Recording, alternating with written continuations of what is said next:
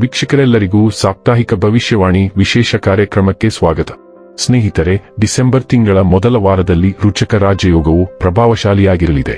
ಈ ತಿಂಗಳಲ್ಲಿ ಮಂಗಳ ಗ್ರಹವು ತನ್ನದೇ ರಾಶಿಯಲ್ಲಿ ಚಲನೆಯನ್ನು ಮಾಡುವ ಮೂಲಕ ರುಚಕ ರಾಜಯೋಗದ ಸೃಷ್ಟಿಯಾಗಲಿದೆ. ಜ್ಯೋತಿಷ್ಯ ಶಾಸ್ತ್ರದಲ್ಲಿ ಮಂಗಳ ಗ್ರಹವು ಉತ್ಸಾಹವನ್ನು ಹೆಚ್ಚಿಸುವ ಗ್ರಹವಾಗಿದೆ. ಯಾವಾಗ ಈ ಮಂಗಳ ಗ್ರಹವು ತನ್ನದೇ ರಾಶಿಯಲ್ಲಿ ಚಲಿಸುವುದೋ ಆಗ ಇದರ ಶಕ್ತಿ ಇನ್ನಷ್ಟು ಹೆಚ್ಚಾಗುವುದು ಎಂದು ಹೇಳಲಾಗುತ್ತದೆ. ಇದರಿಂದಾಗಿ ರುಚಕ ರಾಜಯೋಗವು ಡಿಸೆಂಬರ್ ತಿಂಗಳ ಮೊದಲ ವಾರದಲ್ಲಿ ಜನರಿಗೆ ಅದೃಷ್ಟದ ಸಂಪೂರ್ಣ ಬೆಂಬಲವನ್ನು ಕರುಣಿಸಲಿದೆ ಮತ್ತು ಆರ್ಥಿಕ ಲಾಭದೊಂದಿಗೆ ನಿಮ್ಮ ಸಂಪೂರ್ಣ ಆಸೆಗಳೆಲ್ಲವೂ ಈಡೇರುವಂತೆ ಮಾಡುವ ಸಂಭವವನ್ನು ಹೆಚ್ಚಿಸುವುದು. ರುಚಕ ರಾಜಯೋಗದ ಪ್ರಭಾವದಿಂದಾಗಿ ಜನರು ತಮ್ಮ ಪ್ರತಿ ಹೆಜ್ಜೆಯಲ್ಲಿಯೂ ಅದೃಷ್ಟದ ಬೆಂಬಲವನ್ನು ಪಡೆಯುವುದರೊಂದಿಗೆ ನಿಮ್ಮ ಸುಖ ಸಮೃದ್ಧಿಯಲ್ಲಿ ಬಹಳಷ್ಟು ವೃದ್ಧಿಯೂ ಕೂಡ ಆಗಲಿದೆ. ಡಿಸೆಂಬರ್ 1 ರಿಂದ ಡಿಸೆಂಬರ್ 7 ರವರೆಗಿನ ಮಕರ ರಾಶಿಯವರ ಭವಿಷ್ಯವನ್ನು ತಿಳಿದುಕೊಳ್ಳೋಣ. ಈ ವಾರ ಮಕರ ರಾಶಿಯವರ ಫಲಾಫಲಗಳೇನು, ಗ್ರಹಗತಿಗಳು ಹೇಗಿರಲಿವೆ, ಕೌಟುಂಬಿಕ ಸಾಮಾಜಿಕ ಜೀವನ ಹಾಗೂ ವ್ಯಾಪಾರ ವಹಿವಾಟು ಹೇಗೆ ನಡೆಯಲಿದೆ, ಅಲ್ಲದೆ ಯಾವೆಲ್ಲ ಸಮಸ್ಯೆಗಳು ನಿಮ್ಮನ್ನು ಈ ಸಾಪ್ತಾಹಿಕದಲ್ಲಿ ಕಾಡಲಿವೆ, ಅವುಗಳಿಗೆ ಪರಿಹಾರಗಳೇನು ಎಂಬುದನ್ನು ತಿಳಿಯಲು ಈ ವಿಡಿಯೋವನ್ನು ಸಂಪೂರ್ಣವಾಗಿ ವೀಕ್ಷಿಸಿ. ನೀವಿನ್ನೂ ನಮ್ಮ ಚಾನೆಲ್ ಸಬ್ಸ್ಕ್ರೈಬ್ ಮಾಡದೇ ಇದ್ದರೆ ಕೂಡಲೇ ನಮ್ಮ ಚಾನೆಲ್ ಸಬ್ಸ್ಕ್ರೈಬ್ ಮಾಡಿ. ಹೆಚ್ಚಿನ ವಿಡಿಯೋ ಅಪ್ಡೇಟ್ಗಾಗಿ ಪಕ್ಕದ ಬೆಲ್ ಐಕಾನ್ ಬಟನ್ ಕ್ಲಿಕ್ ಮಾಡಿ.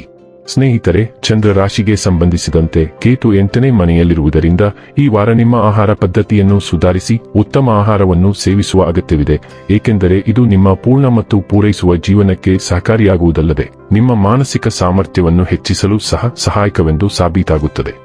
ಆದ್ದರಿಂದ ಹೆಚ್ಚು ಮಸಾಲೆಯುಕ್ತ ಆಹಾರವನ್ನು ತ್ಯಜಿಸಿ ತಾಜಾ ಹಣ್ಣುಗಳು ಮತ್ತು ತರಕಾರಿಗಳನ್ನು ಆನಂದಿಸಿ. ಈ ವಾರ ನೀವು ನಿಮ್ಮ ಹೆಚ್ಚಿನ ಹಣವನ್ನು ಉಳಿಸಬೇಕಾಗುವ ಅಗತ್ಯವಿದೆ, ಏಕೆಂದರೆ ಈ ವಾರ ಸಾಲಗಾರನು ನಿಮ್ಮ ಮನೆ ಬಾಗಿಲಿಗೆ ಬಂದು ನಿಮ್ಮಿಂದ ಹಣವನ್ನು ಕೇಳಬಹುದು. ಅಂತಹ ಪರಿಸ್ಥಿತಿಯಲ್ಲಿ ನೀವು ಅವರಿಗೆ ಹಣವನ್ನು ಮರುಪಾವತಿಸಿದರೆ ನೀವು ಆರ್ಥಿಕ ಬಿಕ್ಕಟ್ಟಿಗೆ ಒಳಗಾಗಬಹುದು ಮತ್ತು ನೀವು ಹಣವನ್ನು ನೀಡದಿದ್ದರೆ ಅದು ನಿಮ್ಮ ಖ್ಯಾತಿಗೆ ಧಕ್ಕೆ ತರುತ್ತದೆ. ಈ ಸಮಯದಲ್ಲಿ ನಿಮ್ಮ ಸ್ನೇಹಿತರು ಮತ್ತು ಕುಟುಂಬದೊಂದಿಗೆ ನೀವು ಸ್ವಲ್ಪ ಮೋಜಿನ ಸಮಯವನ್ನು ಕಳೆಯುತ್ತೀರಿ. ಇದರೊಂದಿಗೆ ಈ ಸಮಯದಲ್ಲಿ ನಿಮ್ಮ ಪೂರ್ಣ ಶಕ್ತಿ ಮತ್ತು ಪ್ರಚಂಡ ಉತ್ಸಾಹವು ನಿಮ್ಮ ಕುಟುಂಬ ಜೀವನದಲ್ಲಿ ಅನೇಕ ಸಕಾರಾತ್ಮಕ ಫಲಿತಾಂಶಗಳನ್ನು ತರುತ್ತದೆ ಮತ್ತು ದೇಶೀಯ ಒತ್ತಡದಿಂದ ನಿಮ್ಮನ್ನು ದೂರವಿಡಲು ಸಹಕಾರಿಯಾಗುತ್ತದೆ. ಕೆಲಸದ ಸ್ಥಳದಲ್ಲಿ ಮಹಿಳಾ ಸಹೋದ್ಯೋಗಿ ನಿಮ್ಮ ನಿಷ್ಕಪಟತೆಯ ಲಾಭವನ್ನು ಪಡೆಯಬಹುದು, ಏಕೆಂದರೆ ನಿಮ್ಮ ಮನಸ್ಸಿನ ವಿಷಯಗಳನ್ನು ಅಥವಾ ನಿಮ್ಮ ವೃತ್ತಿ ಜೀವನದ ಬಗೆಗಿನ ಕೆಲವು ಯೋಜನೆಗಳನ್ನು ಒಬ್ಬ ಮಹಿಳೆಯೊಂದಿಗೆ ಹಂಚಿಕೊಳ್ಳಬಹುದು ಎಂದು ನಿರೀಕ್ಷಿಸಲಾಗಿದೆ ಮತ್ತು ಅವರು ಆ ವಿಷಯಗಳನ್ನು ನೀವು ಸಮಸ್ಯೆಯನ್ನು ಹೊಂದಿರುವಂತಹ ವ್ಯಕ್ತಿಯೊಂದಿಗೆ ಹಂಚಿಕೊಳ್ಳುವ ಸಾಧ್ಯತೆ ಇದೆ.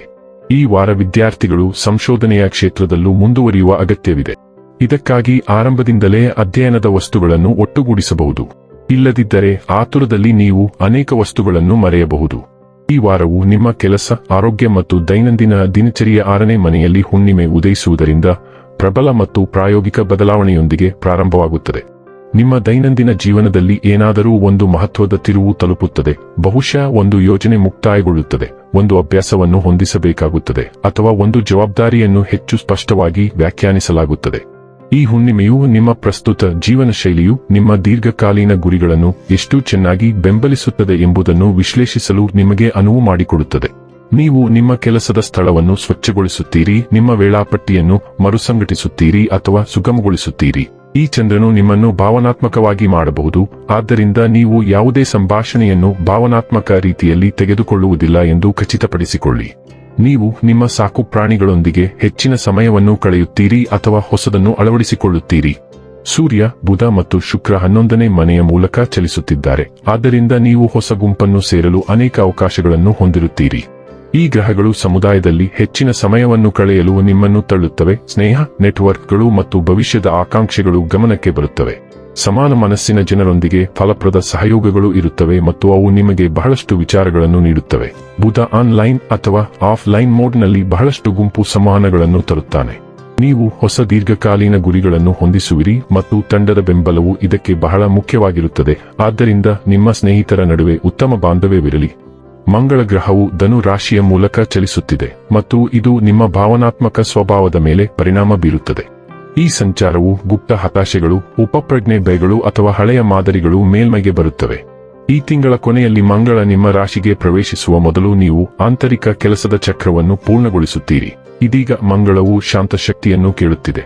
ಅಗತ್ಯವಿದ್ದಾಗ ವಿಶ್ರಾಂತಿ ಪಡೆಯಿರಿ, ನಿಮ್ಮ ಶಕ್ತಿಯನ್ನು ರಕ್ಷಿಸಿ ಮತ್ತು ಜಾಗರೂಕರಾಗಿರಿ ಅಥವಾ ಭಸ್ಮವಾಗಿರಿ.